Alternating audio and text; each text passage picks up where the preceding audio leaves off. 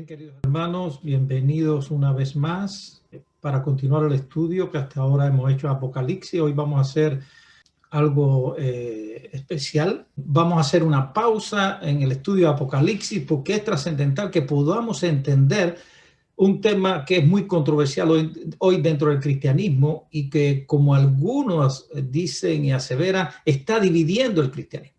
Y es el tema de la ley y la gracia. Es un tema trascendental para cada cristiano poderlo entender. No hacemos nada con entender las profecías, entender todo el Apocalipsis, si no entendemos la base de nuestra salvación, que es a través de la gracia de nuestro Señor Jesús. El gran problema de todo que tiene todo ser humano está relacionado con el pecado. Y la pregunta que tenemos que hacernos es, ¿qué es el pecado? En 1 Juan 3:4 dice, todo aquel que comete pecado infringe también la ley, pues el pecado es infracción de la ley. Entonces ya tenemos un concepto bíblico que dice que pecado es infracción de la ley. Pero hay una pregunta importante, ¿qué ley? ¿Qué ley es la que se transgrede para cometer pecado? Pues vamos a ver qué nos dice Romano, nuestro amado apóstol San Pablo. En Romanos 7:7 nos dice, ¿qué diremos pues? ¿La ley es pecado? En ninguna manera. Pero yo no conocía el pecado sino por la ley. Porque tampoco conociera la codicia si la ley no dijera, no codiciarás. Nuestro apóstol San Pablo está diciendo específicamente que la ley nos sirve para conocer qué es pecado. ¿Y qué mandamiento está utilizando? Pues evidentemente está utilizando un mandamiento de los 10 que Dios dio en el Sinaí, en las 2 tablas de piedra.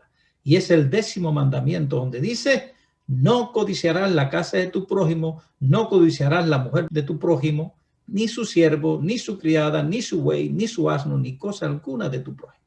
A través de la ley podemos conocer el pecado. ¿Y qué ley? Pues ya hemos definido que es la ley de los 10 mandamientos, la ley moral de Dios, la cual fue dada a Moisés en 2 tablas de piedra en el monte Sinaí. Y también el apóstol San Pablo nos dice en el mismo Romano capítulo 7, pero en el versículo 12, de manera que la ley a la verdad es santa y el mandamiento santo, justo y bueno. La ley, por lo que veo y dice Pablo, no tiene ningún problema, porque la ley es santa y el mandamiento es santo, justo y bueno. ¿Y por qué es santo, justo y bueno? Porque el que dio la ley es santo, es justo y es bueno. Y es imposible que Dios, con esas características, vaya a tener una ley que no sea santa, que no sea justa y que no sea buena. Porque todo lo que Dios hace es bueno en gran manera. Entendiendo esto, tenemos que entender cómo se originó entonces el pecado. Vamos a ir a Ezequiel 28, capítulo 2.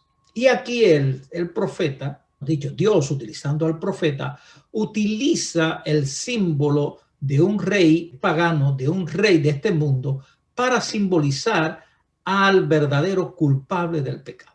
Y está en Ezequiel capítulo 28, versículo 12. Y dice lo siguiente, hijo de hombre, levanta endecha sobre el rey de Tiro y dile así, así ha dicho Jehová el Señor, tú eras el sello de la perfección, lleno de sabiduría y acabado en hermosura. En Edén, en el huerto de Dios estuviste. Yo me hago una pregunta, ¿algún rey humano ha estado en el huerto de Dios? De toda piedra preciosa era tu vestimenta, de cornerina, topacio, jaspe, crisólito, berilo y ónice, de zafiro, carbunclo, esmeralda y oro. Los primores de tus tamboriles y flautas estuvieron preparados para ti en el día de tu creación. Tú, querubín grande. ¿Qué es un querubín? Un querubín es un ángel. Tú, querubín grande. Yo te puse en el santo monte de Dios. Allí estuviste, en medio de las piedras de fuego te paseabas. Perfecto eras en todos tus caminos desde el día que fuiste creado hasta que se halló en ti maldad. ¿Hay algún hombre que haya sido perfecto fuera de Adán? Ninguno. Por lo tanto, aquí no se está refiriendo a ningún rey de Tiro específicamente. Está refiriéndose a alguien más. A alguien que sí fue perfecto, pero que después se llenó de ¿qué? De maldad. Dice, a causa de la multitud de tus contrataciones, fuiste lleno de iniquidad y pecaste. La palabra iniquidad significa rebeldía. Pecado es violar los mandamientos de Dios. Una cosa es rechazar a Dios y otra cosa es violar los mandamientos de Dios. Y por lo que yo te eché del monte de Dios y te arrojé de entre las piedras del fuego, oh querubín protector. Se enalteció tu corazón a causa de tu hermosura. Corrompiste tu sabiduría a causa de tu esplendor. Yo te arrojaré por tierra. Delante de los reyes te pondré para que miren en ti. Con la multitud de tus maldades y con la iniquidad de tus contrataciones profanaste tu santuario. Yo pues saqué fuego de en medio de ti, el cual te consumió y te puse en ceniza sobre la tierra a los ojos de todos los que te miran. Todos los que te conocieron de entre los pueblos se maravillarán sobre ti. Espanto serás y para siempre dejarás de ser. Esto es una profecía sobre Lucifer. ¿Qué le pasó a Lucifer? Él se rebela contra Dios. Y hubo entonces pecado. Y sabemos que fue echado por tierra y tras sí fue llevado la tercera parte de los ángeles al cual él engañó. Y vino a esta tierra. Por lo tanto, el pecado se originó, dice que en aquel que después de Cristo había sido el más honrado por Dios y que era el más exaltado en poder y en gloria entre los habitantes del cielo. Lucifer, el hijo de la mañana. Entonces ya sabemos dónde se originó el pecado y fue en el cielo. Ahora vamos a ver, ¿y qué pasó aquí en la tierra? En Génesis capítulo 2, versículo 15, nos está describiendo cuando Dios hace a Adán y a Eva, nuestros padres, y lo pone en el huerto del Edén. Y todo era bueno en gran manera. En Génesis 2:15 dice, tomó pues Jehová Dios al hombre y lo puso en el huerto de Edén para que lo labrara y lo guardase. Y mandó Jehová Dios al hombre diciendo, de todo árbol del huerto podrás comer, mas del árbol de la ciencia del bien y del mal no comerás, porque el día que de él comieres, ciertamente morirás. Había una gran armonía entre Dios y Adán y Eva. La serpiente, el más astuto de todos los animales del campo que Dios el Señor había hecho, dijo a la mujer, ¿así que Dios os dijo que no comáis de ningún árbol del huerto? La mujer respondió a la serpiente, del fruto de los árboles del jardín podemos comer, pero el fruto del árbol que está en medio del jardín, dijo Dios, no comeráis de él, ni lo tocaréis, para que no muráis. Entonces la serpiente replicó a la mujer, no es cierto, no moriréis, sino que Dios sabe que el día que comáis de él serán abiertos vuestros ojos y seréis como Dios, conocedores del bien y del mal. Y ahora nos continúa, dice, y vio la mujer que el árbol era bueno para comer y que era agradable a los ojos y árbol codiciable para alcanzar la sabiduría. Y tomó de su fruto y comió y dio también a su marido, el cual comió así como ella. Ahora Satanás, que había pecado en el cielo y había sido arrojado a la tierra, ahora utiliza una serpiente para engañar al ser humano. Y a través de Eva, Adán cayó en pecado. Y así comenzó la gran tragedia en la tierra, que trae varias consecuencias, y la consecuencia importante. Y la primera consecuencia la vemos en Romanos 5:12, dice, por tanto, como el pecado entró en el mundo por un hombre, y por el pecado la muerte, así la muerte pasó a todos los hombres por cuanto todos pecaron. Si algo estamos acostumbrados nosotros a ver es las personas morirse, pero no nos adaptamos a la muerte, porque no estamos hechos para morir. La muerte llegó a ser un intruso dentro de la raza humana. A veces vamos envejeciendo, vemos que ya no damos más, pero no queremos morir. Nos aferramos a ella, porque estamos hechos para vivir eternamente, pero en armonía con Dios. Pero ahora una de las consecuencias es que el pecado trajo la muerte. Y no solo de Adán y Eva, sino que como Adán y Eva pecaron, ahora la muerte pasó a todos los hombres, porque todos hemos heredado el pecado de nuestros padres. Y hay otra consecuencia más, que lo dice Romanos. Y estamos tomando mucho el libro de Romanos, porque es un libro mal entendido de nuestro apóstol Pablo. Por cuanto todos pecaron y están destituidos de la gloria de Dios. Es decir, todos somos pecadores, la paga del pecado es muerte, como dice Romanos 6:23, porque la paga del pecado es muerte. Si la paga del pecado es muerte, todo aquel que pecó, ¿qué merece? Esa es la paga de tu trabajo, es la muerte.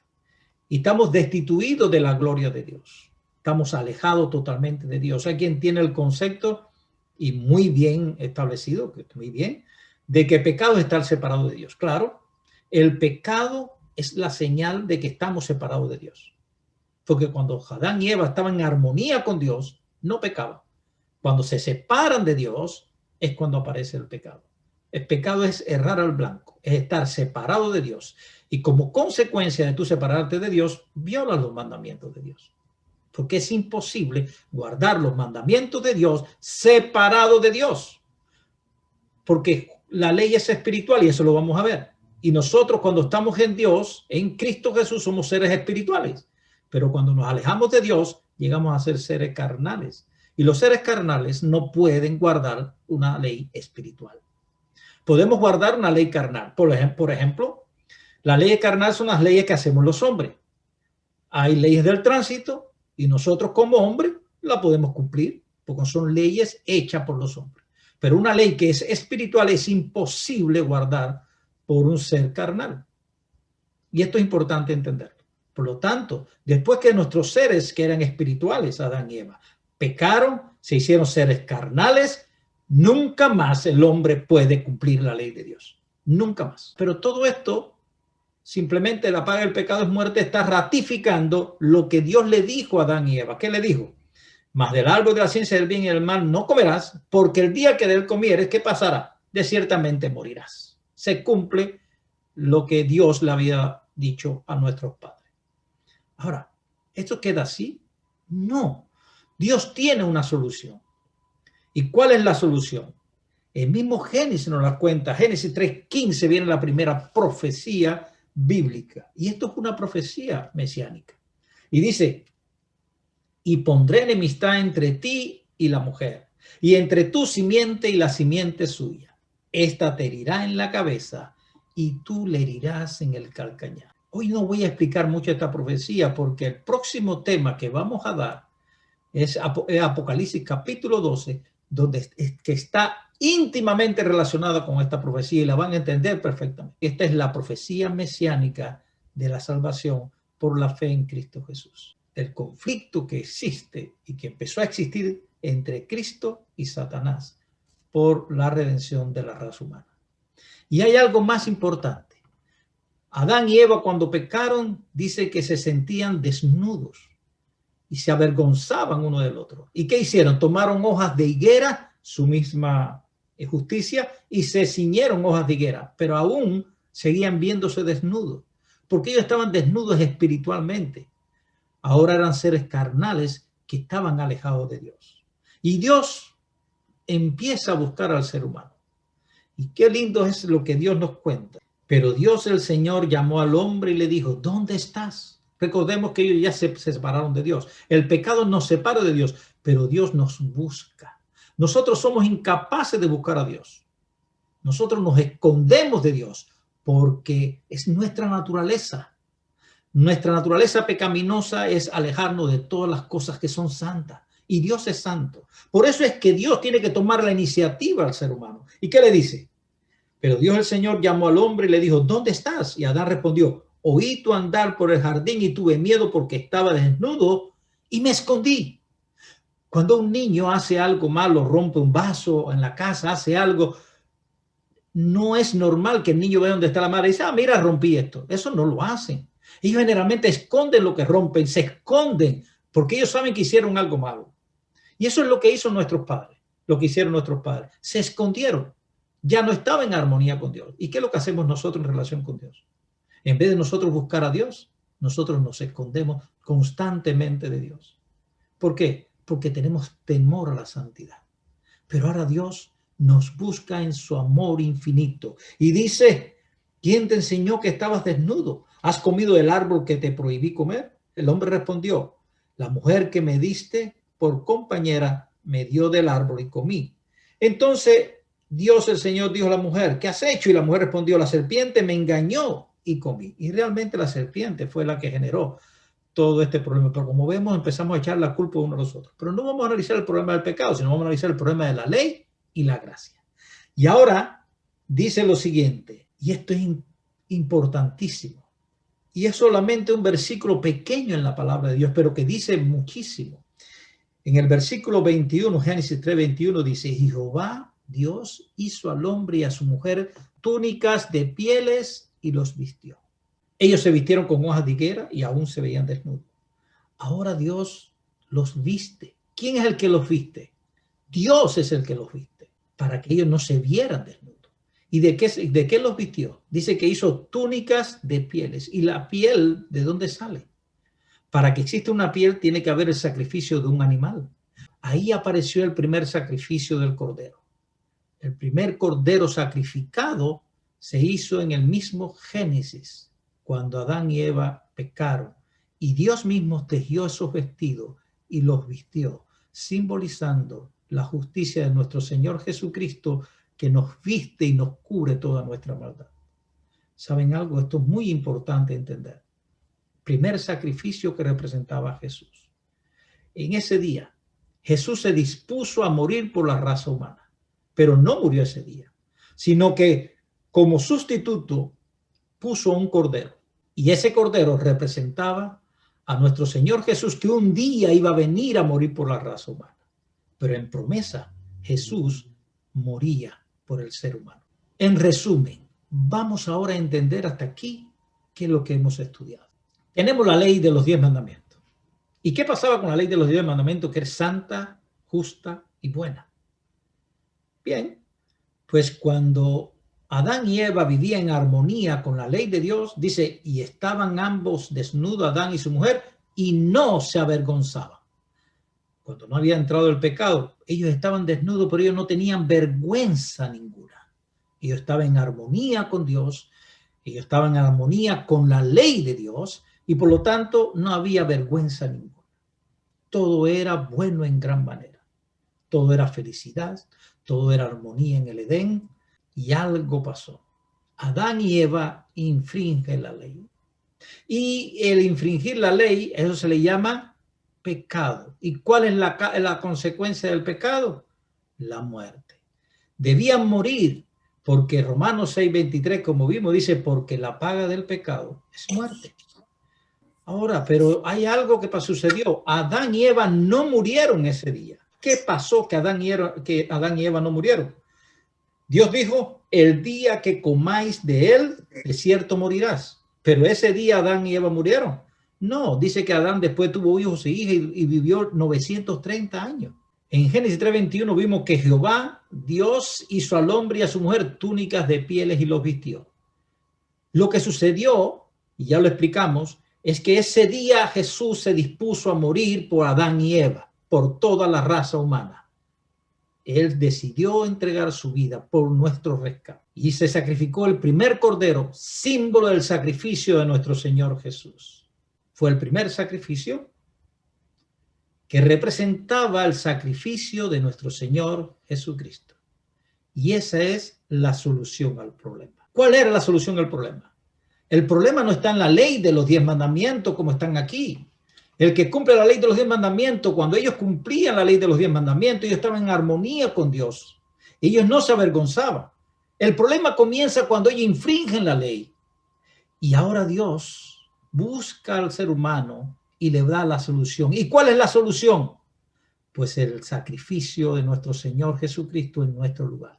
En vez de morirnos nosotros, muere Jesús en nuestro lugar. Y eso se llama gracia. ¿Sabe lo que es gracia? Algo que tú obtienes inmerecidamente. ¿Qué es lo que dice ahí? La paga del pecado es muerte. Eso no es gracia. Porque si yo peco, lo lógico es que me den lo que yo merezco, morir. Si yo trabajo, lo lógico es que al final de mes a mí me paguen un salario. Pero no es lógico que sin trabajar me paguen un salario a fin de mes. Y eso es gracia, que yo no trabajo y me paguen un salario. No lo merezco, pero me lo dan. Yo no merezco la vida, pero Jesús me la da. Eso se llama gracia, algo que no merecemos y es otorgado a nosotros. No es nuestras obras, es la obra de Jesús, es su muerte en la cruz la que nos otorga a nosotros la salvación, y eso se llama gracia. El problema entonces no está en la ley, y eso lo vamos a ver. El problema está en nosotros. Y Dios nos da la solución. ¿Por qué? Mira lo que dice Romanos 5:18. Así que, como por la transgresión de uno vino la condenación a todos los hombres de la misma manera, como Adán transgredió la ley, y así vino la condenación sobre todos nosotros de la misma manera, por la justicia de uno. ¿Quién es la justicia? Nuestro Señor Jesús. Vino a todos los hombres la justificación de vida. Somos justificados por la justicia de Jesús. Porque así como por la desobediencia de un hombre, los muchos fueron constituidos pecadores, así también por la obediencia de uno, los muchos serán constituidos justos. ¿La solución cuál era?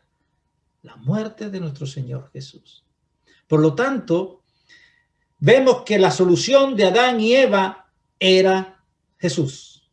Y así a lo largo de toda la historia, la solución del pecado es Jesús. Pero Jesús fue representado en símbolo por sacrificio del Cordero. Y el primer sacrificio se hizo justamente en el Edén para vestir a nuestros padres de la justicia de Jesús. Mire lo que sigue diciendo. Ahí comenzó la ley ceremonial. Y la ley ceremonial, que es los sacrificios de Cordero, es muy simple. Es la solución al pecado, que es transgresión de la ley. Por lo tanto, ahí tenemos dos leyes que tenemos que definir muy claro. Una ley, que es la que nos da en armonía con Dios, y que cuando la desobedecemos, nos separamos de Dios y merecemos la muerte. Y otra ley que representa el ministerio de nuestro Señor Jesucristo en favor nuestro para rescatarnos de nuestros pecados, y es la ley ceremonial. Y es la solución al pecado. Miren lo que dice Apocalipsis 13:8.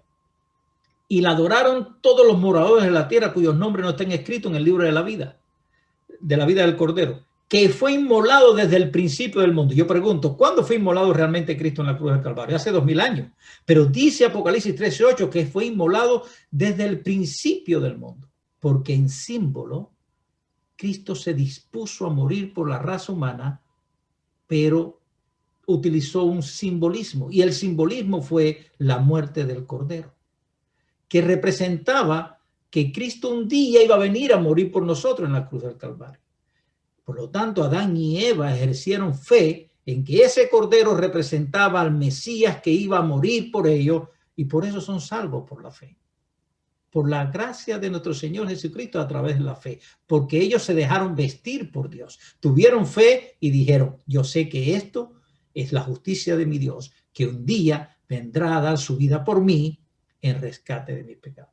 Primera de Pedro 1:18-20.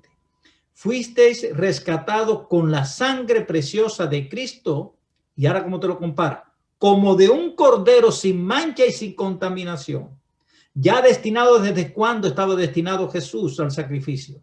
Desde antes de la fundación del mundo, pero manifestado. ¿Cuándo fue que se manifestó? En los postreros tiempos, por amor de vosotros. Así que Cristo, desde antes de fundar el mundo, sabía que el hombre iba a pecar y ya había dispuesto el plan de salvación. El plan de salvación no fue hecho después del pecado. No fue algo que se hizo emergente. Apareció una emergencia y tenemos que actuar. No, fue antes de la emergencia, antes del problema, que estaba puesto la solución del problema. Es como un dicho que dice en Cuba, poner la teja antes de que caiga la gotera. Nuestro Señor Jesús se dispuso a morir por la raza humana antes de que el ser humano fuera creado. Así que mucho antes de que hubiera pecado. Pero realmente murió en los postreros días, como dice, hace 2000 años, para que se cumpliera la promesa de Dios en nosotros. Si hasta aquí han entendido esto es básico para poder entender después todos los versículos controversiales que tienen las cartas de nuestro apóstol San Pablo. La cruz. ¿Qué sucedió en la cruz? Yo quiero hacer una pregunta. ¿En la cruz Cristo clavó la ley o fue clavado Cristo? ¿Qué fue lo que pasó en la cruz del Calvario? Hay quien dice que Cristo en la cruz del Calvario clavó la ley. Vamos a ver si es verdad. Dice Mateo 5:17. No penséis que he venido para abrogar la ley y los profetas. No he venido para abrogar, sino para cumplir. Y esto es palabra de nuestro Señor Jesús. Jesús está diciendo, No se les ocurra pensar, ni le pase por la mente por un momento que yo vine para abolir, y abolir es eliminar, a la ley o a los profetas. ¿Y qué ley se está refiriendo? A toda la ley. Cristo no vino a abolir ninguna ley, y menos lo que dijeron los profetas, porque él dice que él viene a cumplir todo lo que los profetas hablaron de él. Todo lo que los profetas profetizaron de Cristo, Cristo vino a cumplirlo. En Hebreos 4:15 nos dice lo siguiente: porque no tenemos un sumo sacerdote que no pueda compadecerse de nuestras debilidades, sino uno que fue tentado en todo según nuestra semejanza, pero sin pecado. ¿Qué cosa es pecado? Transgredir la ley de los 10 mandamientos. Pero si él fue sin pecado, significa que él cumplió la ley de los 10 mandamientos, porque no hubo pecado en él. ¿Estamos claros? Esto es importante.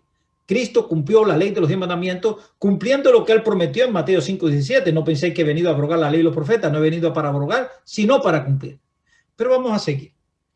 Dice en Lucas 2:21, cumplidos los 8 días para circuncidar al niño, le pusieron por nombre Jesús, el cual él le había sido puesto por el ángel antes que fuese concebido.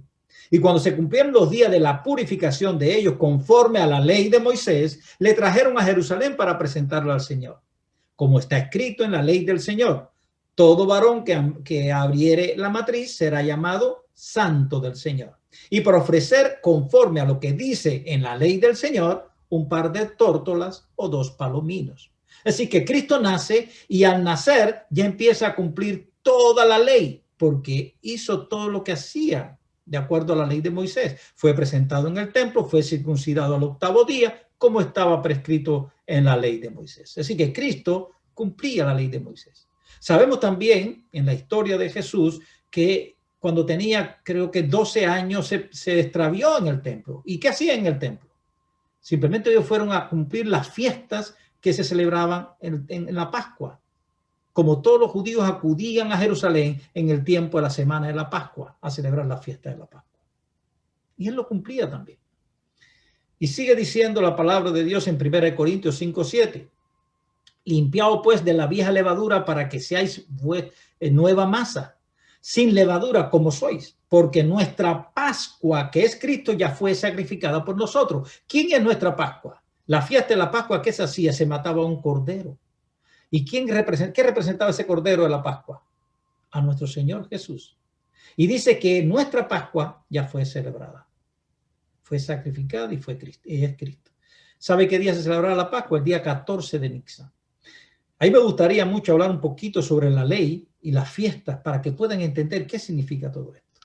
Los voy a llevar un momentito, ustedes me disculpan que me extienda un poco, pero vamos a ir a Levítico capítulo 23 y vamos a leer un poquito sobre las fiestas judías, a las cuales llaman fiestas judías, pero son las fiestas de Dios. Dijo el Señor a Moisés. ¿Quién está orientando estas fiestas? Dios, que le dice a Moisés.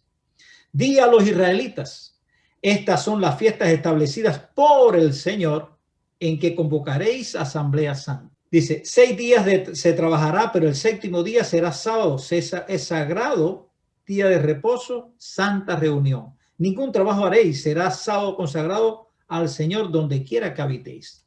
Antes de empezar a darle la fiesta, le recalca una cosa y es el sábado, un sábado que es semanal. Estas son las fiestas establecidas y entonces ahora empieza a hablar de la fiesta. Estas son las fiestas establecidas por el Señor en que convocaréis asamblea santa a su debido tiempo. El 14 del primer mes, al atardecer, es Pascua del Señor. ¿A qué hora es la Pascua? Al atardecer. Esto es importante. ¿A qué hora murió Jesús? Al atardecer. Y es nuestra Pascua que murió en lugar del cordero que se sacrificaba en la Pascua. ¿Qué día fue que murió Jesús? Pues fue un 14 de Nisan. A veces nosotros como cristianos decimos, Cristo murió un viernes y resucitó un domingo. Y porque resucitó un domingo tenemos que guardar el domingo de resurrección. Y no saben que eso no tiene nada que ver con días de la semana entre viernes, sábado, domingo, lunes y martes. No tiene nada que ver con eso, sino que tiene que ver con días del mes. Porque la Pascua es el 14 de Nisan y podía caer un año sábado y otro domingo y otro lunes y otro martes y otro miércoles, como cae tu cumpleaños. El cumpleaños de cada uno de nosotros no cae todos los años el mismo día. Por lo tanto, la Pascua no caía todos los años el viernes. Pero en ese año casual cayó 14 de Nisan el viernes. Y el sábado, como el que pasaba el día siguiente.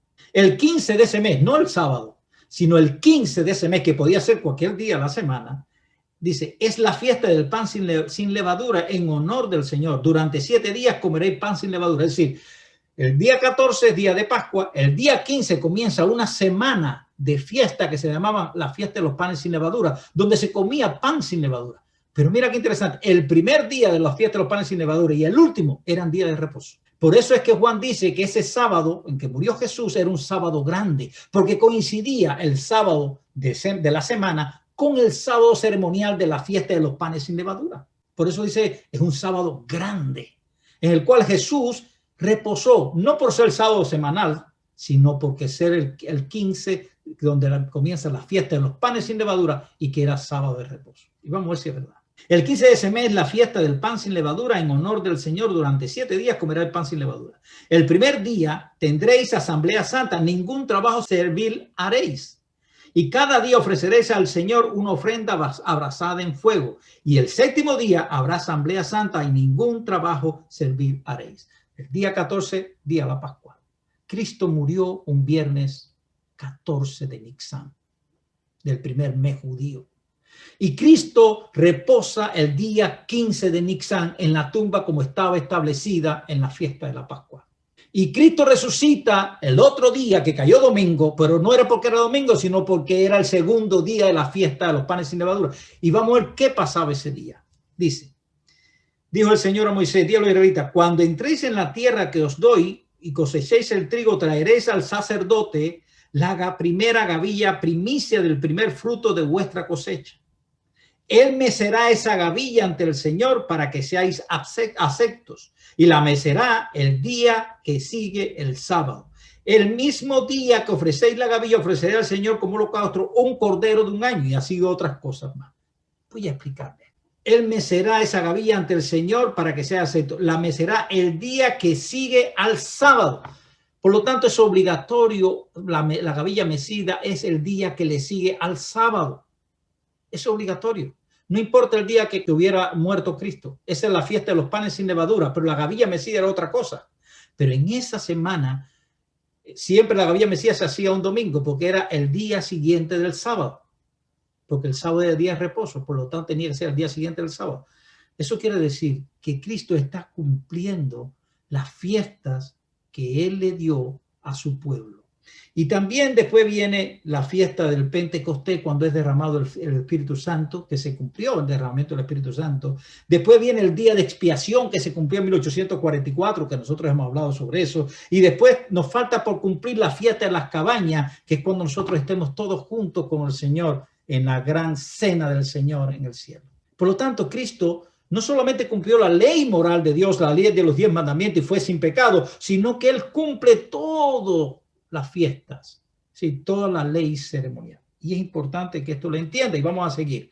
Porque hay un texto que dice en Colosenses 2:14, dice, anulando el acta de los decretos que había contra nosotros, que nos era contraria, quitándola de en medio y clavándola en la cruz. Por tanto, nadie os juzgue en comida o en bebida o en cuanto a días de fiesta, lunas nuevas o días de reposo, todo lo cual es sombra de lo que había de venir, pero el cuerpo es de Cristo. Y muchos toman este texto para decir que Cristo en la cruz del Calvario clavó la ley. Yo voy a seguir adelante y después vamos a ir atrás para ver este versículo, a ver si eso es lo que está diciendo.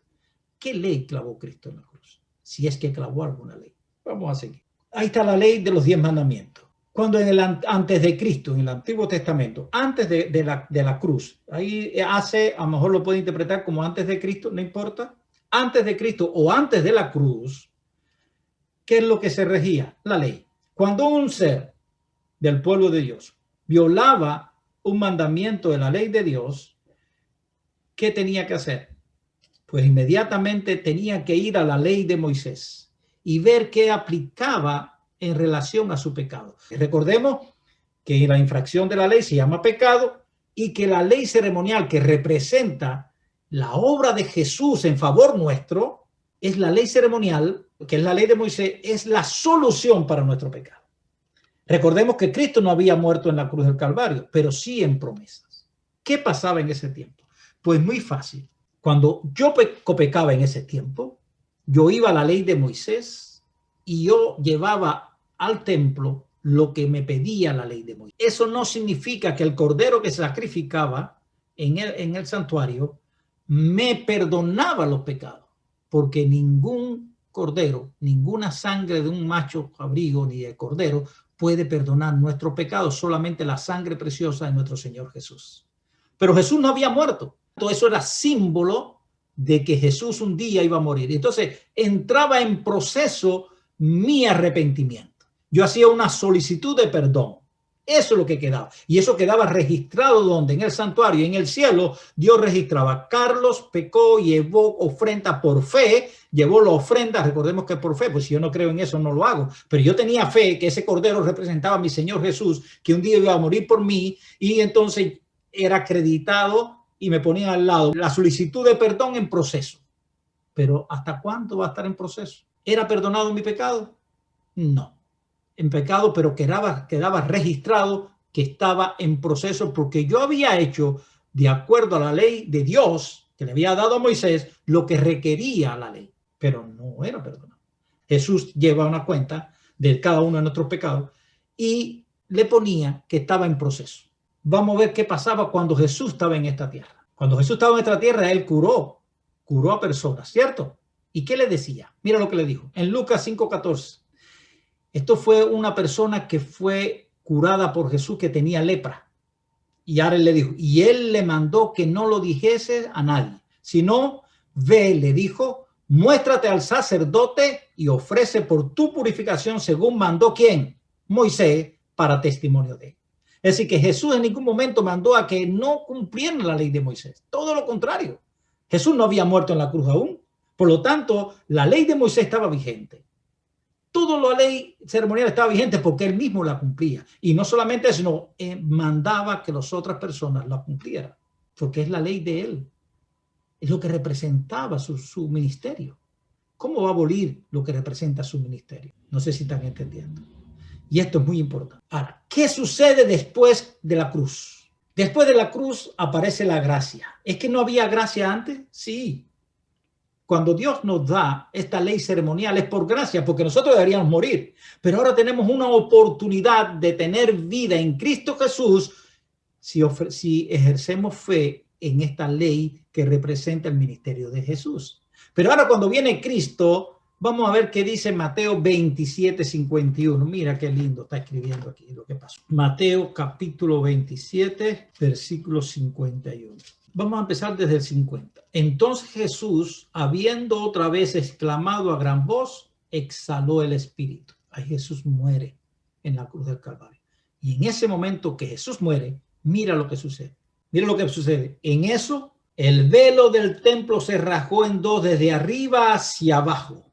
La tierra tembló y las rocas se partieron. Se abrieron los sepulcros de muchos santos que habían muerto y volvieron a la vida después que Jesús resucitó. Y salido de los sepulcros, fueron a la ciudad santa y aparecieron a muchos. ¿Qué nos está diciendo que sucedió? Cuando Jesús muere en la cruz del Calvario, a esa misma hora, que eran las 3 de la tarde para nosotros, porque es cuando se celebraba la Pascua, en el templo estaba sucediendo algo. El sacerdote estaba haciendo el sacrificio del Cordero Pascual. Y había muchas personas reunidas en la fiesta de la Pascua. Muchos vinieron a Jerusalén a celebrar la Pascua como todos los años lo hacían. Y ahora, en el momento que van a sacrificar el Cordero Pascual, Jesús muere en la cruz del Calvario y un terremoto apareció. Y el velo del templo se rasgó de arriba abajo. Y tú sabes lo que se describe, nuestra profeta en el Juan describe, que el Cordero que iba a ser sacrificado se escapó. ¿Por qué?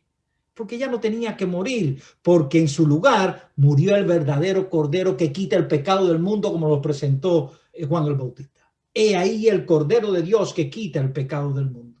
Ese Cordero que nos quita el pecado del mundo es nuestro Señor Jesús, que murió por cada uno de nosotros en la cruz del Calvario.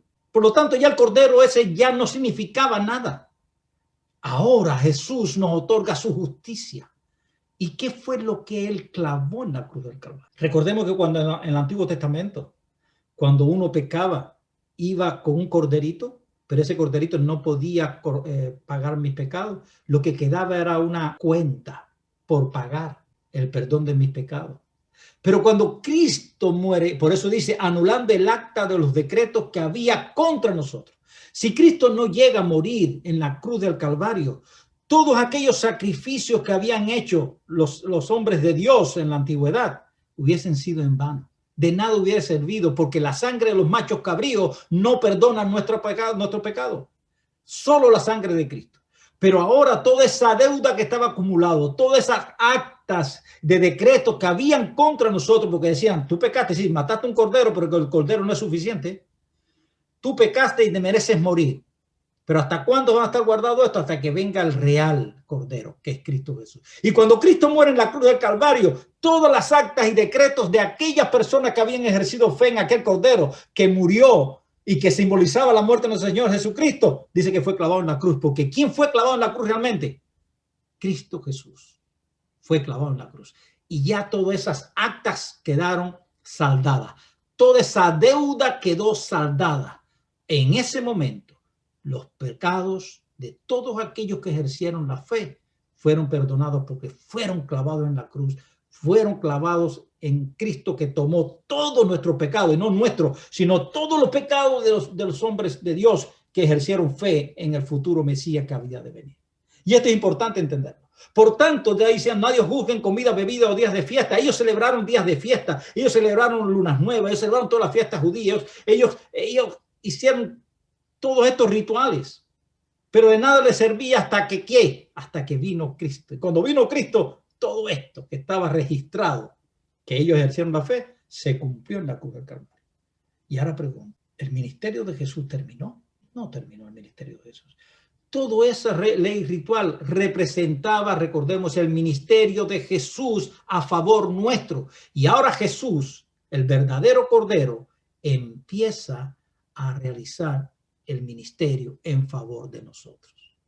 Y lo que estaba en símbolo ahora se hizo una realidad palpable y visible. En la cruz del Calvario, la gracia y la ley se dieron la mano. Porque Cristo vino y cumplió la ley por nosotros. Nosotros no podemos cumplirla. Y nos otorgó su gracia en la cruz del Calvario.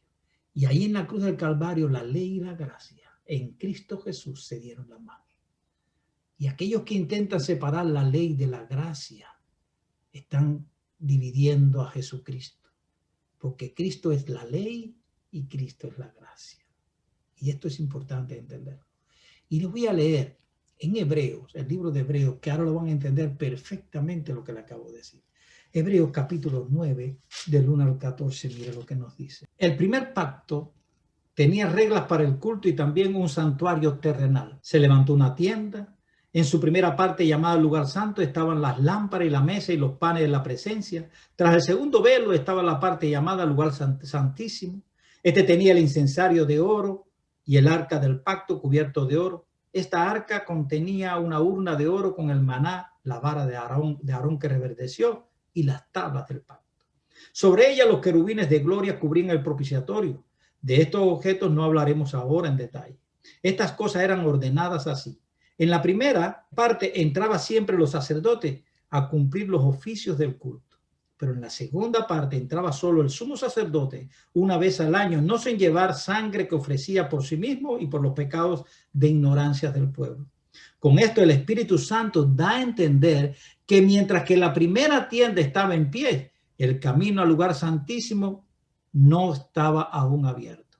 Esto es símbolo que está diciendo, todo esto que describimos de lo que se hace en el santuario terrenal, es símbolo de qué? Mira, todo esto es símbolo para el tiempo actual, que indica que estos presentes y sacrificios no pueden limpiar la conciencia del adorador, ya que consiste solo en ¿qué?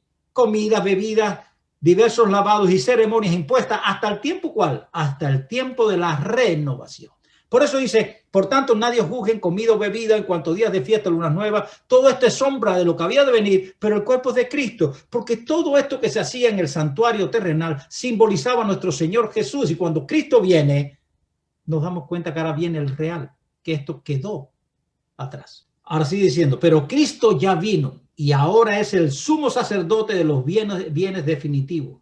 El santuario donde Él ministra es más grande y más perfecto y no es hecho por mano de hombre, es decir, no es de este mundo. Y Cristo entró en ese santuario una vez para siempre, no con sangre de machos cabríos ni de becerros, sino con su propia sangre, y consiguió la eterna redención. Porque si la sangre de los toros, los machos cabríos y la ceniza de las becerras rociadas a los impuros santifican para purificar la carne, mucho más la sangre de Cristo, quien por el Espíritu eterno se ofreció a sí mismo sin mancha a Dios, purificará vuestra conciencia de la obra que llevan a la muerte, para que sirváis al Dios vivo. Resumen, Jesús no está diciendo la ley ceremonial se acabó. No, lo que era símbolo deja de realizarse porque viene el real. Jesús es el sacerdote. Mira, en el Antiguo Testamento la salvación no era por obra. No se dejen engañar, era por gracia. Yo cometía un pecado y yo tenía fe en que un cordero que se sacrificara representaba a mi Señor Jesús. Y yo lo llevaba, y yo no era el que ¿sabe quién sacrificaba el cordero? El sacerdote. El sacerdote que tomaba la sangre y la llevaba para dentro del santuario. ¿Sabe quién era, a quién simbolizaba el sacerdote? A Jesús. ¿Sabe quién simbolizaba el sumo sacerdote el día de la expiación? A Jesús. La función del sacerdote es la función que está haciendo Jesús en el santuario celestial, en el lugar santo, que lo estuvo haciendo hasta 1844. Y la función que hacía el sumo sacerdote en el lugar santísimo es la que está haciendo Jesús en el lugar santísimo del santuario celestial, como dice Hebreo, desde a partir de 1844. No era por la obra del pecador, era por la obra representada por los sacerdotes y el sumo sacerdote, que representaban al Mesías, a Jesús. Era el ministerio de Jesús representado en un santuario terrenal. Y que ahora el verdadero santuario está en el cielo, donde nuestro Señor Jesús está haciendo su ministerio en favor nuestro. La ley y la gracia se dan la mano en la cruz. No deje que nadie le divida la ley y la gracia, porque Jesús cumple la ley para poder morir por nosotros en la cruz del Calvario y darnos entonces gratuitamente la salvación, su justicia, su gracia. Ahora, si Jesús cumplió la ley, vamos a ver, ¿cuál es la función de la ley entonces? Vamos a hablar de las dos leyes separadas. A la izquierda mía tengo la ley de los 10 mandamientos, a la derecha la ley de Moisés o la ley ceremonial. La ley ceremonial tiene una función. Y no lo digo yo, nuestro apóstol Pablo lo dice en Gálatas 3:19. Muchos cuando leen esta ley en Gálatas la interpretan muy mal. Dice que se está refiriendo a la ley de los 10 mandamientos. Recordemos, la ley ceremonial representaba el ministerio de Jesús a favor nuestro. Dice Gálatas 3:19. Entonces, ¿para qué sirve la ley? Es una pregunta que hace el apóstol Pablo. Fue añadida a causa de las transgresiones. Claro, había pecado, el pecado es transgresión de la ley de los 10 mandamientos, y entonces viene como solución, ¿cuál ley? La ley que representa el sacrificio de Jesús. El sacrificio de Jesús es la solución del pecado. Por eso dice, ¿para qué sirve la ley? Bueno, pues fue añadida por causa de la transgresión. ¿Hasta cuándo? Hasta que viniese la simiente a quien fue hecha la promesa. ¿Quién es la simiente que fue hecha la promesa? Jesús es la simiente a que fue hecha la promesa. No lo digo yo, lo dice él mismo más adelante, lo vamos a ver. Cuando Cristo viene, se acabó la ley ceremonial o la ley en símbolo para que esa ley se cumple o el ministerio se cumple en realidad en Cristo Jesús. Entonces está hablando de la ley ¿cuál? Ceremonial. Está diciendo, entonces, ¿para qué sirve la ley? Fue añadida a causa de las transgresiones hasta que viniese la simiente a quien fue hecha la promesa. Y fue ordenada por medio de ángeles en manos de un mediador. ¿Ustedes recuerdan en el monte Sinaí cómo fue dada las tablas de piedra? Dice que Dios mismo escribió con su dedo en 2 tablas de piedra los 10 mandamientos. Pero esta ley no fue dada así. Dice que fue dada por medio de ¿quién? Ángeles y de un mediador. ¿Quién fue el mediador? Moisés. Moisés es el mediador entre Dios y los hombres. Por eso estoy diciendo que es la ley ceremonial. Y el mediador no lo es de uno solo, pero Dios es uno. Luego, la ley es contraria a las promesas de Dios. Es decir, cuando viene la ley ceremonial, ahora somos salvos por la ley ceremonial y es contraria a la promesa que deberíamos ser salvos por la fe en Cristo Jesús. Dice que no tiene en ninguna manera. Porque si la ley dada pudiera vivificar, es decir, que yo cumpliendo la ley, sacrificando los corderos, yo pudiera obtener vida, la justicia fuera verdaderamente por la ley. ¿Pero qué está diciendo? Que los machos cabríos, la sangre de los machos cabríos no te pueden perdonar los pecados, no te pueden limpiar. Yo sacrifiqué al cordero. Y eso es un proceso que está ahí y te dice, bueno, tu proceso se guardó. Cuando tú moriste, todos esos procesos que tú abriste están guardaditos. ¿Hasta cuándo? Y son las actas y decretos que estaban en contra tuya. Estaban ahí guardados. Tenías pecado, pero lo único que tiene al lado es que dice que tú sacrificaste cordero según la ley de Moisés, que tú cumpliste la ley de Moisés. Es lo único que te está diciendo.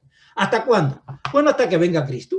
Cuando vino Cristo, se saca del gavetero todas esas cosas que yo hice y Cristo las clava en la cruz y dice hasta aquí, porque ahora yo las voy a limpiar todas y a perdonar todas. Qué fácil de entender. Luego la ley es contraria a la promesa de Dios en ninguna manera, porque si la ley puede vivificar, la justicia fuera verdaderamente por la ley. Mas la Escritura lo encerró todo bajo pecado para que la promesa, que es Jesús, que es por la fe en Cristo Jesús, fuese dada a los creyentes. Pero antes que viniera la fe, había algo. Antes que viniera la fe, ¿quién es la fe? Jesús. Antes que viniera Jesús, estábamos confinados bajo la ley, encerrados para aquella fe que iba a ser revelada. Estábamos como encerrados, engavetados. Todos estábamos esperando a que se revelara ¿qué? La fe que es en Cristo Jesús. De manera que la ley ha sido nuestro ayo. ¿Qué significa ayo? Tutor. La ley fue nuestro tutor para llevarnos a Cristo. ¿Qué es lo que hacía la ley de Moisés? Bueno, yo sacrificaba el cordero, pero yo sé que ese cordero simboliza a Cristo y eso me lleva a Cristo. Y cuando Cristo venga, ese cordero que yo sacrifiqué me sirve a mí como garantía de que yo ejercí la fe en mi Señor Jesucristo. Aunque yo esté muerto ya. Y Jesús sabe que yo ejercí la fe en Él y cuando Él muere, dice, tus pecados son perdonados. Y cuando venga por segunda vez, te voy a resucitar. Por eso está diciendo, pero antes que viniese la fe, estábamos confinados bajo la ley. No había otra forma de salvación. La única forma de salvación es el método que Dios utilizó para salvación de su pueblo, es a través de las fiestas y ceremonias y los rituales que representaban el ministerio de Jesús a favor nuestro, encerradas para aquella fe que iba a ser revelada. De manera que la ley ha sido nuestro ayo para llevarnos a Cristo, a fin de que fuésemos justificados por la fe. Pero venida la fe, ya no estamos bajo tutor, ya no estamos bajo la ley. No tenemos que sacrificar ningún cordero, no tenemos que preocuparnos por eso, porque nuestro cordero pascual fue sacrificado en la cruz del Calvario por cada uno de nuestros pecados. Y sigue diciendo, de manera que la ley ha sido nuestro ayo para llevarnos a Cristo. Y dice, pero venida la fe, ya no estamos bajo tutor, pues todos sois hijos de Dios por la fe en Cristo Jesús. Porque todos los que habéis sido bautizados en Cristo, de Cristo está revestido. La justicia de Cristo. Recordemos en el Edén qué pasó. Cuando Adán y Eva pecaron, Dios sacrificó un cordero y vistió a Adán y Eva de túnicas de piel, representando la justicia de Cristo, en símbolo. Pero ahora la justicia real de Cristo nos cubre. Por eso dice, porque ahora todos estamos revestidos de la justicia de Jesús. Porque todos los que habéis sido bautizados en Cristo, de Cristo estáis revestidos. Y ya no hay judío ni griego, no hay esclavo ni libre, no hay varón ni mujer, porque todos vosotros sois uno en Cristo Jesús. Y si vosotros sois de Cristo, ciertamente linaje de Abraham soy y heredero según la promesa, porque Dios le hizo una promesa a Abraham, que le dijo, en tu descendiente serán benditas todas las naciones de la tierra. ¿Y quién es la descendiente que está diciendo? En Jesús. Por lo tanto, todos, tanto judíos como griegos, como gentiles, como nosotros hoy, somos salvos por la fe en Cristo Jesús. Por ejemplo, vamos a leer Hebreo 10:1 al 10 y 11:31 para que ustedes vean. Porque la ley siendo la sombra de los bienes venideros, ¿cuál es la ley? Es sombra, es símbolo, no las realidades mismas. Nunca puede por los mismos sacrificios que se ofrecen de continuo cada año dar la perfección a los que a él se acercan. No vas a tener perfección por sacrificar cordero. De otra manera cesaría de ofrecerse. Es decir, si yo por matar un cordero y cumplir la ley de Moisés fuera perfecto, pues no necesitaba más sacrificios después.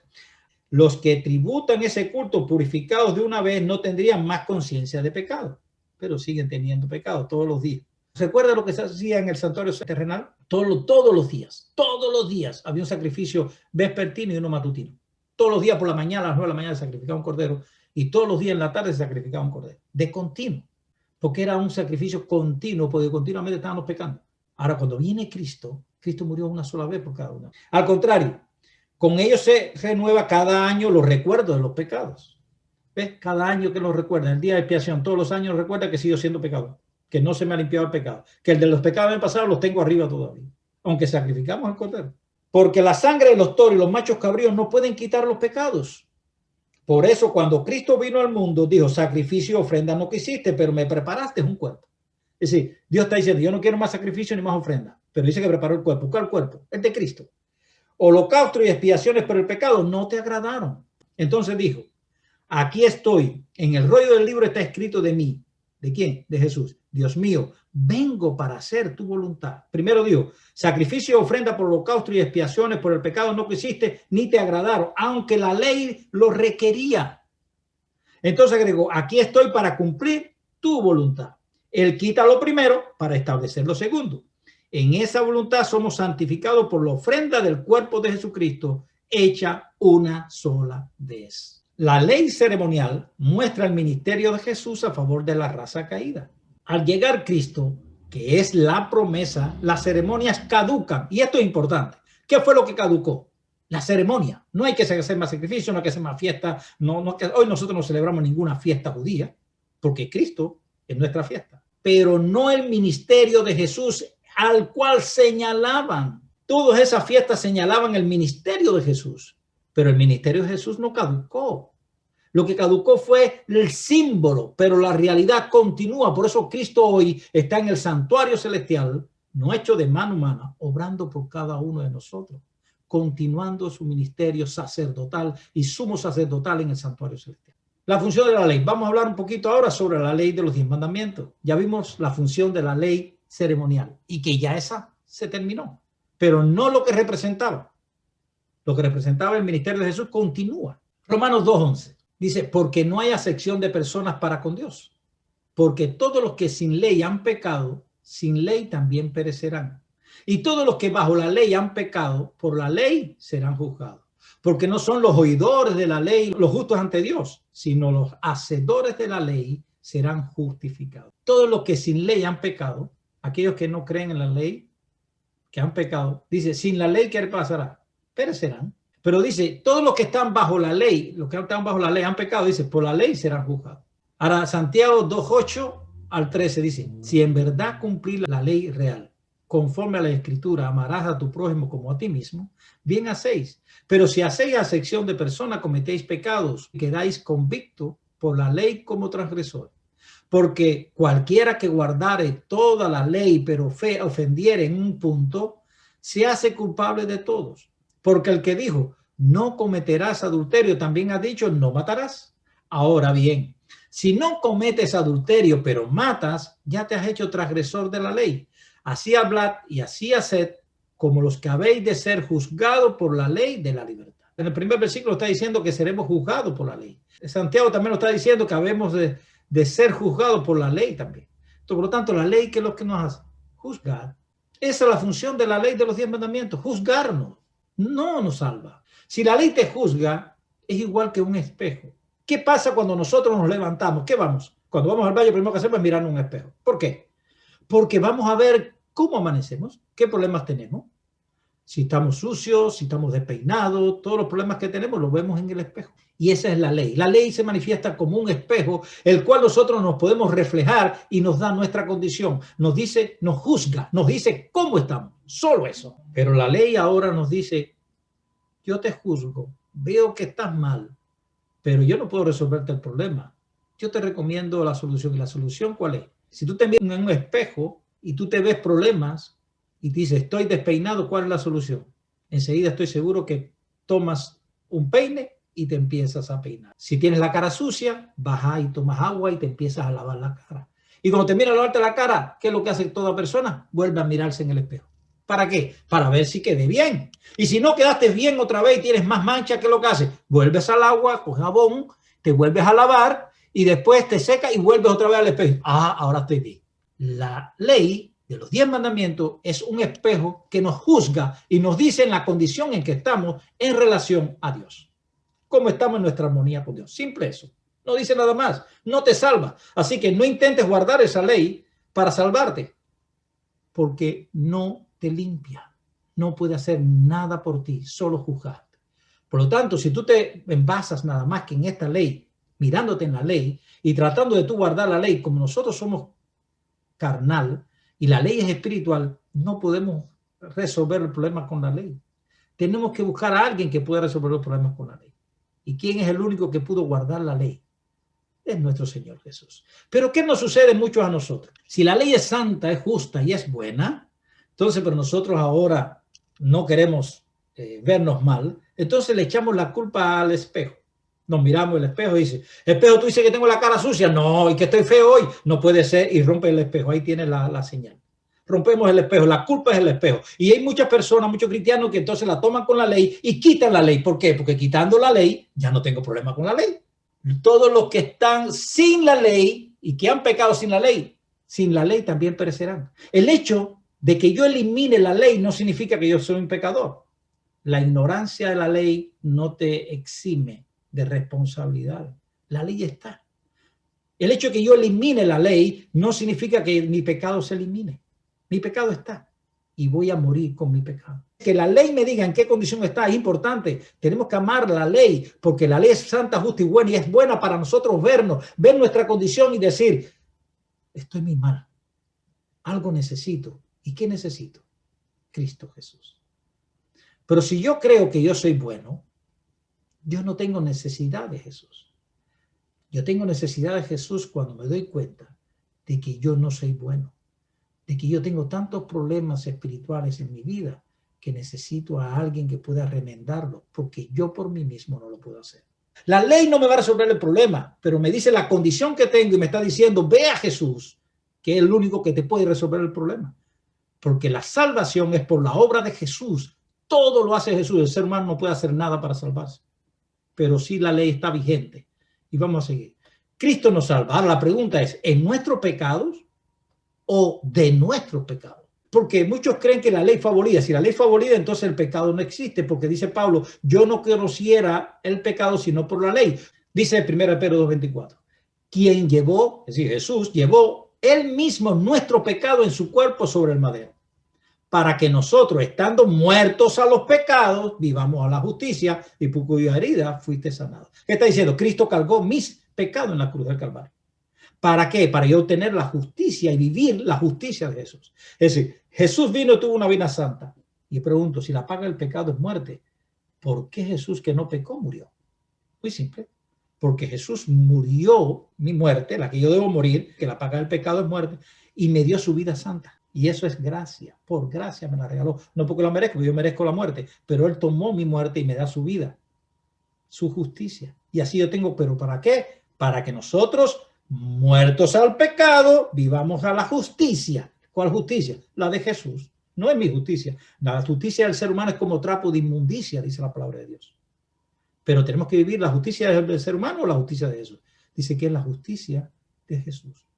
Porque por sus heridas fuimos nosotros ¿qué? Sanados. Pues Dios nos salvó y nos llamó a una vida santa, no por nuestras propias obras, sino por su propia determinación y gracia. Nos concedió este favor en Cristo Jesús antes del comienzo del tiempo, dice en 2 Timoteo 1:9. ¿Desde cuándo nos concedió este favor? Por gracia. Antes del tiempo, del comienzo del tiempo. Por lo tanto, la gracia fue derramada sobre todos los hombres, desde Adán hasta acá. Y ahora mira lo que dice en Efesios 2:8-9. Porque por gracia ustedes han sido salvados mediante la fe. Esto no procede de ustedes, sino que es el regalo de Dios, no por obra para que nadie se jacte. Y ahora están diciendo, ves, como la salvación no es por obra, entonces la ley no hay que guardarla. La salvación es por gracia a través de la fe que ejercemos en Cristo Jesús. ¿Por qué? Porque toda la obra salvística es de Cristo Jesús. Cristo cumplió la ley, Cristo murió en la cruz del Calvario por nuestro pecado, cargó nuestro pecado y nos regala su gracia. No tenemos que hacer nada. Todo es obra de Cristo. Solamente tenemos que confesar a Cristo como nuestro Salvador. Sigue diciendo, Filipenses 1:6. Estando persuadido de esto, que el que comenzó en vosotros la buena obra la perfeccionará hasta el día de Jesucristo. Jesús carga nuestros pecados, nos limpia de nuestros pecados y ahora dice, yo comencé esa obra en ustedes y yo la voy a perfeccionar. ¿Hasta cuándo? Hasta que Jesús venga por segunda vez. Y eso se llama proceso de santificación. Ahora nosotros empezamos por el proceso de justificación. Justificamos, nos justifica ¿quién? Cristo nos da su justicia. Aceptamos a Jesús, Cristo nos regala su justicia, eso se llama justificación. ¿Hice yo algo para eso? Nada. Jesús murió por mí. Me justifica ante Dios Padre. Dice sí, pero Él me aceptó a mí y yo cargué por Él. Mira mis heridas aquí, mira mi sangre fue derramada por Él. Y eso yo no lo merezco, pero Él me lo regala. Amén por eso. Gloria a Dios por eso. Él me la regala. Y ante Dios Padre le dice, Él sí es pecador, sí, pero Él me aceptó a mí y yo morí por Él. Y eso se llama justificación. Y ahora me dice, y yo te voy a purificar y te voy a santificar. ¿Y cómo lo hace? Dice, yo comencé la obra en ti, la justificación. Pero la santificación Yo la comencé desde que tú me aceptaste, te doy mi Espíritu Santo. Y ese Espíritu Santo va a santificarte, va a enderezar tu vida. Hasta que yo venga va a estar enderezando tu vida. Vamos a decir, ¿verdad? Mira lo que dice ahora. Les daré, ¿qué cosa? Un nuevo corazón. Y les infundiré un espíritu nuevo. Les quitaré ese corazón de piedra que ahora tienen y les pondré un corazón de carne, dice Ezequiel 36, 26. Entonces, ¿cuál es el problema nuestro? El problema que nosotros tenemos no es la ley, es el corazón que tenemos. Es obra de Dios. Mira, no he hecho nada. Jesús lo está haciendo todo. Él mismo me da su espíritu. Y el mismo del espíritu empieza a trabajar en mí. Pero yo no estoy haciendo nada. Yo solamente acepté. Mira cómo es. El que cree en el Hijo tiene vida eterna. Solamente creer. Pero el que rechaza al Hijo no sabrá lo que es esa vida, sino que permanecerá bajo el castigo de Dios. Es lógico, estás condenado. Si tú no aceptas al Hijo, la ley lo único que te hace es condenar. Estás condenado. Pobre, no puedo hacer nada por ti, porque tú no me aceptas. Pero si tú me aceptas, yo te justifico y yo te santifico. Si me amáis, guardad mis mandamientos. Hay quien dice, no tenemos que guardar ningún mandamiento. Pero Jesús dice, si me amáis, guardad mis mandamientos, por favor. Y lo que dice Juan 14, 15 al 17. Y esto es palabra de Jesús. Si me amáis, guardad mis mandamientos, y yo rogaré al Padre, y os dará otro consolador para que esté con vosotros para siempre. Dice, el Espíritu de verdad, el cual el mundo no puede recibir, porque no lo ve ni lo conoce. Pero vosotros le conocéis, porque mora con vosotros y estará en vosotros. Y eso lo está diciendo a sus discípulos, y se lo puede decir a sus discípulos. ¿Sabe por qué? Porque ya los discípulos habían aceptado a él. Andaban con Jesús. Ya ellos caminaban con Jesús. ¿Qué es lo que uno necesitaba? Bueno, si ustedes me aman y me van a seguir, guarda mis mandamientos, que yo los voy a santificar a ustedes y les voy a mandar el Espíritu Santo. Y eso lo cumplió Jesús. En el día de Pentecostés fue derramado el Espíritu Santo sobre los discípulos. Y predicaron con fervor y con poder. Dieron su vida por el Evangelio. Primera de Juan 2, 3, 6. Y en esto sabemos que nosotros le conocemos si guardamos sus mandamientos. Porque el que dice yo le conozco y no guarda sus mandamientos, el tal es mentiroso y la verdad no está en él. El que dice que permanece en él debe andar como él anduvo. Si nosotros decimos yo amo a Jesús, aleluya, y todas estas cosas que lo oímos en las iglesias, y decimos por otra parte que la ley de los 10 mandamientos está abolida, que no hay que guardar los mandamientos, estamos dividiendo a Jesús, que está diciendo que si le amamos guardemos sus mandamientos. Porque si yo digo que le amo y no guardo sus mandamientos, yo soy mentiroso. No hay verdad en mí. ¿Por qué? Vamos a explicar ahora por qué. Imagínense ahora. Está la ley de los 10 mandamientos, ¿cierto? Yo me miro en el espejo y veo que tengo muchos problemas. Yo violo todos los mandamientos. Pero la solución no es la ley. La solución me dice, hay solución para ti, Cristo. Acepto a Cristo como mi Salvador y ahora Cristo empieza a obrar en mí, me justifica y me da su Espíritu. Y el Espíritu empieza a trabajar en mí. ¿Qué hago yo todos los días? Como me levanto. Cuando tú te levantas todos los días no tienes que orar. Y acostarte tienes que orar, perdón de tus pecados todos los días, todos los días, todos los días. ¿Por qué tú haces eso? Simplemente porque tú miras la ley y ves que la condición tuya no está óptima. Y miras la ley y voy, Señor Jesús, no puedo. Ayúdame, Señor. Y al otro día miro la ley y veo mi condición un poquito mejor, pero todavía sigo en Jesús. La ley es la que nos permite no alejarnos de Jesús. Porque viendo mi condición, me está diciendo siempre a grito, Jesús, ve a Jesús, ve a Jesús. Esa es la función de la ley. Condenarte, decirte la condición que está y decirte, ve a Jesús, ve a Jesús.